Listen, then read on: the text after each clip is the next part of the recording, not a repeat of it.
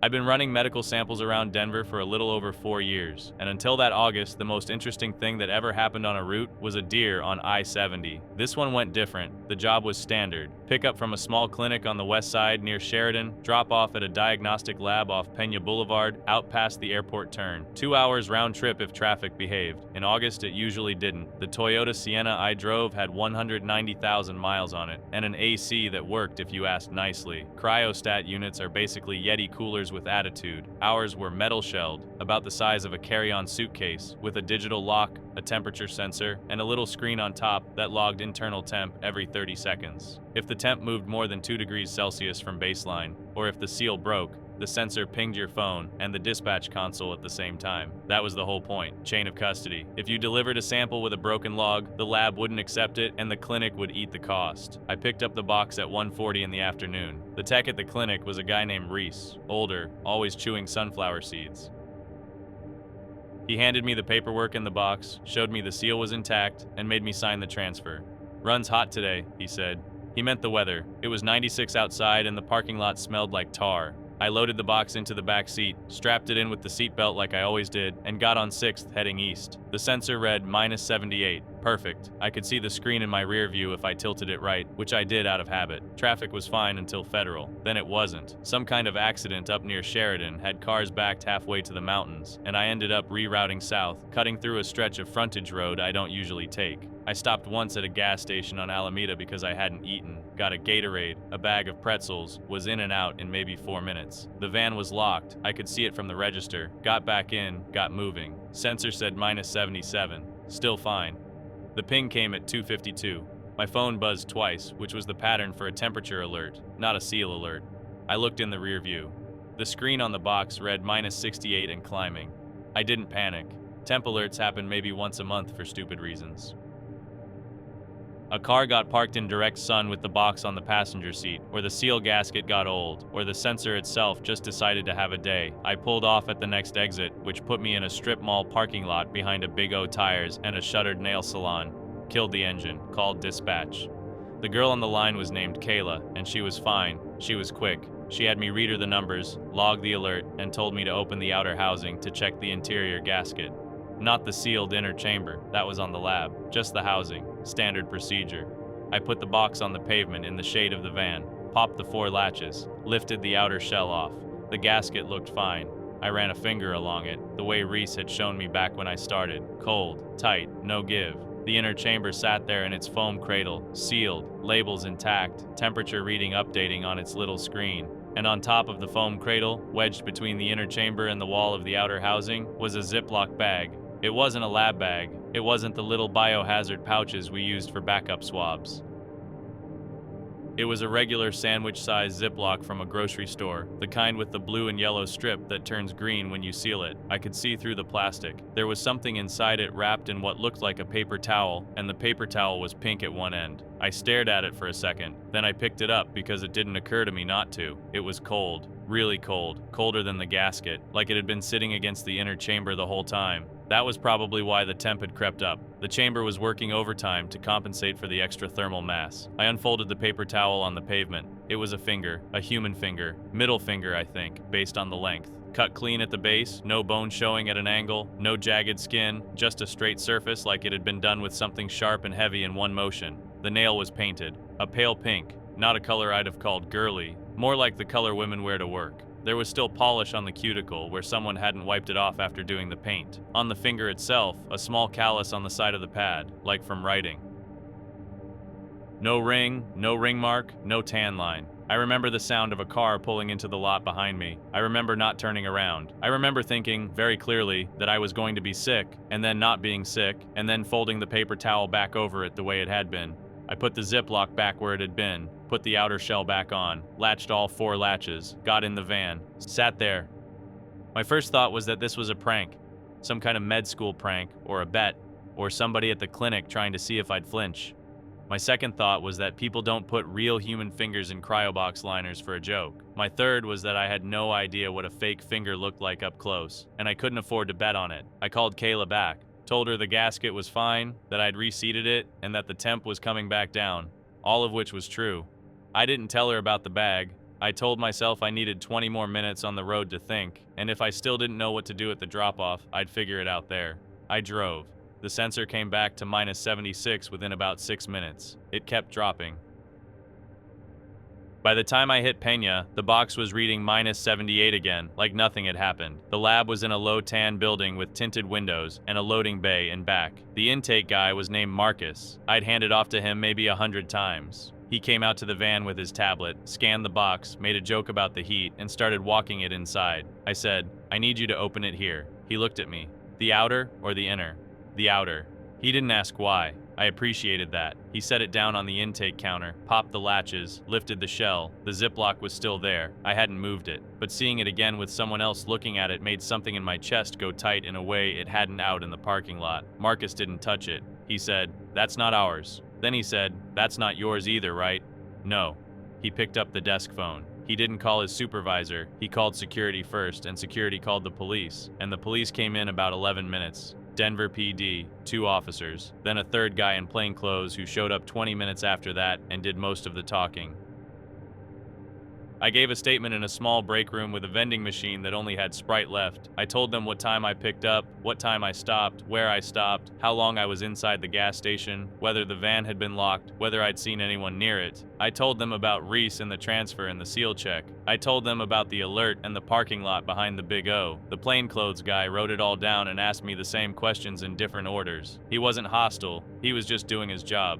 At one point, he asked me if I'd ever noticed anything unusual on any of my previous runs from that clinic, and I said no, and he wrote that down too. They kept the box, the Ziploc, the paperwork, and my dashcam footage, which I'd forgotten I had. They let me go home around 8. I ate cereal for dinner because I didn't want to cook anything. The investigation ran, I think, about 6 weeks. I know that because a detective called me twice more, once around week 3 and once at the end.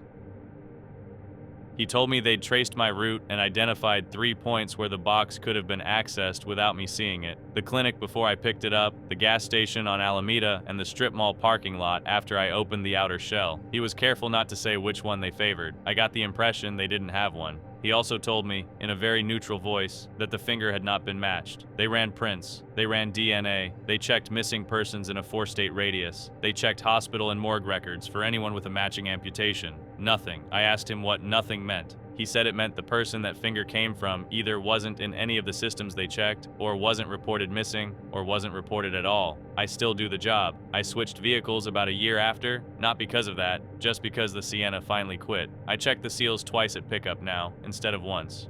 I don't take the frontage road south of Alameda anymore, even when traffic is bad. There's no real reason for that. It's just a thing I do. The Polish color was called something like petal or peony. I looked it up once, at home, on my phone, scrolling through nail brand websites for about 40 minutes until I found one that matched. I don't know why I did that. I closed the tab and I haven't looked again. The wall was old brick, painted over maybe 6 times, and if you leaned your ear against it around 2 in the morning, you could hear about 100 people talking at once. Not loud, not angry, just the sound of a full room having a normal conversation, muffled the way voices are when they come through drywall in a hotel. I worked graveyard security at what used to be the East Wing of a psychiatric hospital in Baltimore. This was October 2021. The main hospital had moved to a new building off Broadway years back, but the old campus was being converted into some kind of mixed housing thing, and until the developers actually started tearing walls down, they needed a body inside from 10 at night to 6 in the morning. Copper thieves, mostly. That was the pitch. The East Wing had been sealed off long before the rest. Everything past the 4th floor stairwell was closed with cinder block and mortar, painted the same institutional beige as the corridor, so at first glance you'd think it was just where the hallway ended. Fire code diagram in the guard shack still showed rooms back there. On paper, there were 42 beds behind that wall.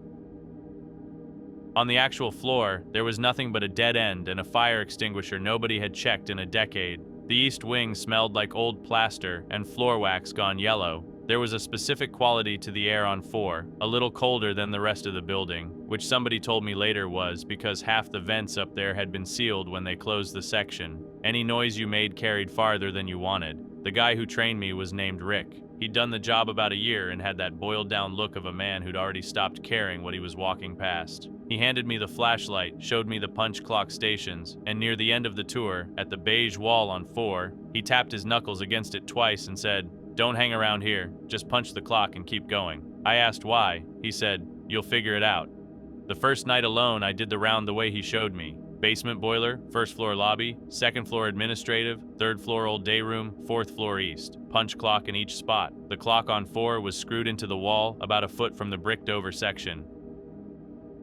I punched it at 2:04 the first night, no problem. Heard the building settle. Heard a pigeon somewhere in the roof. Went downstairs. Second night I noticed it. I was standing there with the key in the clock and I heard what I thought was a radio, someone on a lower floor with a talk show on. But we were alone in the building. I let go of the key and turned toward the wall and the sound got a little clearer. Not clear enough to make out words, just the shape of them. A lot of people, all talking at once. The way a cafeteria sounds if you're standing outside the door. I stood there maybe 40 seconds. It didn't get louder or softer. It just kept happening. I finished my round, drove home in the morning, and told myself the building was full of old ductwork and probably carried sound from the street. There's a bus stop on the corner of Wolf. Sometimes people wait there at weird hours. Third night, same thing. 2:04, ear against the wall, 100 voices. I timed it after that. It didn't start at exactly 2:04, but it was always somewhere in the window from about 1:55 to about 2:10, and it always stopped by 2:30. Between 2:30 and my next round on 4, there was nothing, complete quiet. I even went back up on my 6 a.m. round one time and put my hand flat on the bricks, cold and ordinary. I told my girlfriend at the time about it, framed as a joke, and she said it was probably a bar down the block or somebody's TV. She was right about a lot of things, but she was wrong about that one. There's no bar within 2 blocks of that campus. I checked. I actually walked the perimeter one afternoon with a coffee, looking for the source, and there wasn't one. The building next door was a shuttered laundromat. The building on the other side was another wing of the same hospital, also empty, also waiting on the same developer. Around the second week, I started getting stupid about it. I'd finish my punch on 4 and then just stand there, ear against the brick, trying to pick out one word, one name, anything. There were male voices and female voices in there. I think there were kids in there too, or at least people with high voices. I couldn't ever catch what they were saying. Every time I thought I had a word, it turned back into general noise, like when you're falling asleep to a podcast and you realize you haven't understood a full sentence in 20 minutes. One night around week 3, I brought a chair from the day room and just sat in front of the wall for the whole window. It didn't change anything. Same voices, same time, same fade at 2:30. I put the chair back before 6 so nobody would ask. Some nights I convinced myself I was hearing arguments. Some nights it sounded more like people just chatting, catching up. One night I could have sworn I heard laughter, but low, the kind adults do in a waiting room when they're trying not to be loud. I stopped telling my girlfriend about it. It made her uncomfortable in a way I didn't like. And honestly, I was starting to feel dumb about how much space it was taking up in my head. I'd think about it during the day. I'd wake up at 4 in the afternoon and be halfway through coffee before I remembered I hadn't been dreaming. I'd been remembering. The thing that finally broke, it happened on a Tuesday. I remember because I'd worked a double the day before covering somebody else's Monday shift. And I was tired in that specific way where you feel a step behind your own body. I did my round normal. Basement, first, second, third, got to 4. Punched the clock at 2:07. Put my ear against the wall out of habit. There they were.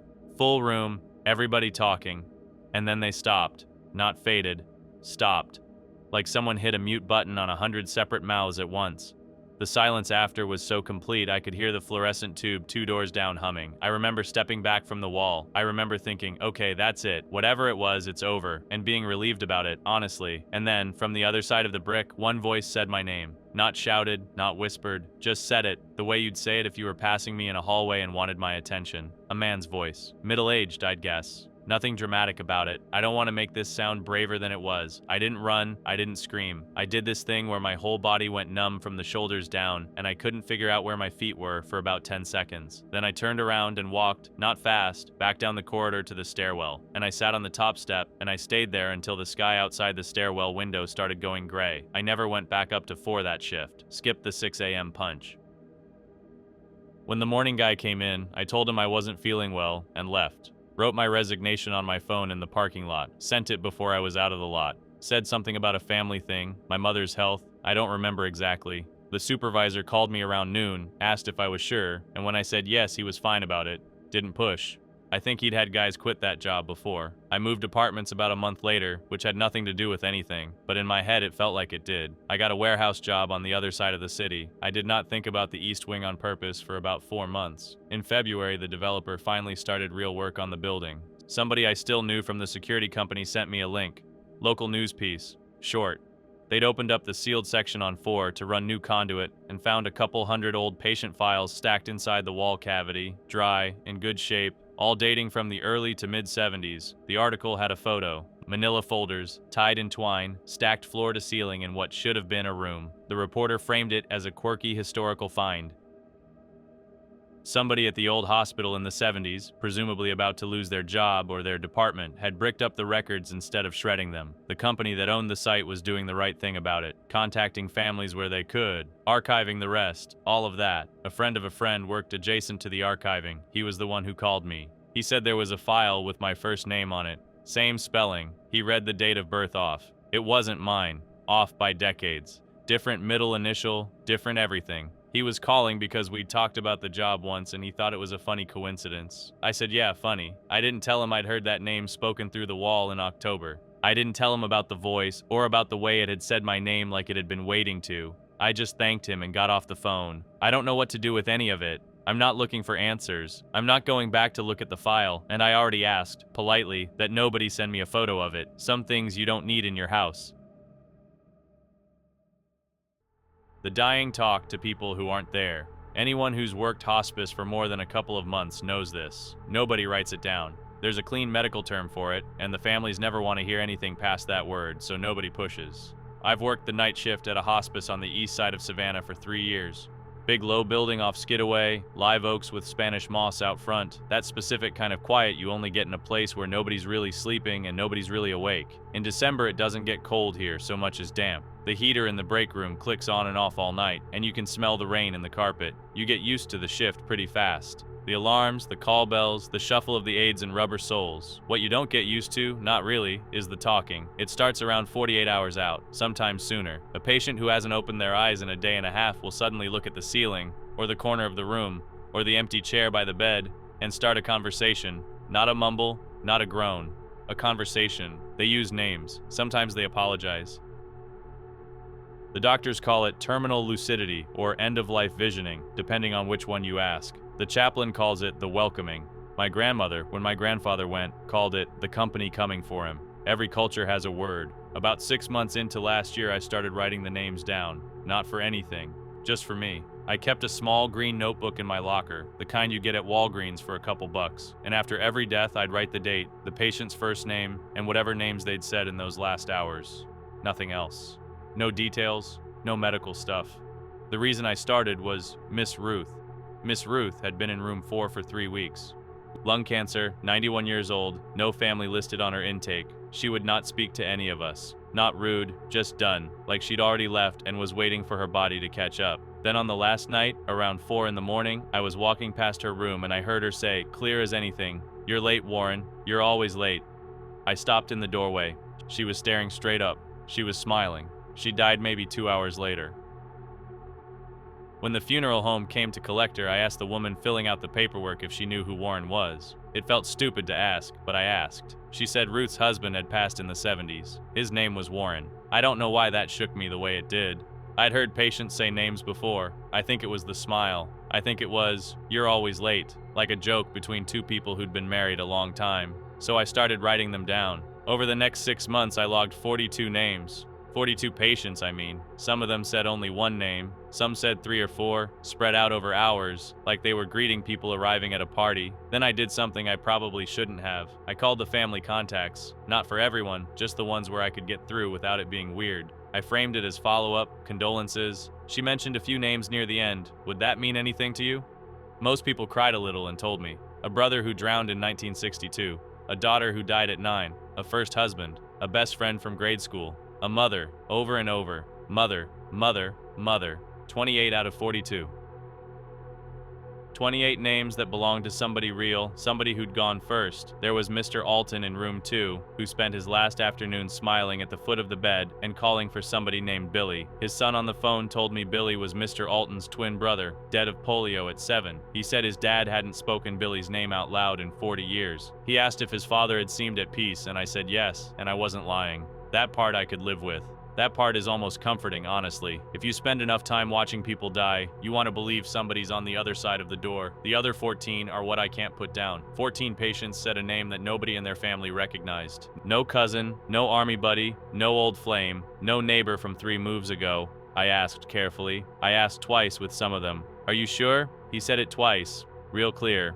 Nothing. One woman told me flat out, "Honey, I've known my daddy's whole life. There was no one by that name." I told myself people have private lives, affairs. Someone from a job 40 years ago the family never met. That works for a couple. It doesn't work for 14. I reread those 14 entries the way you reread a bad medical result.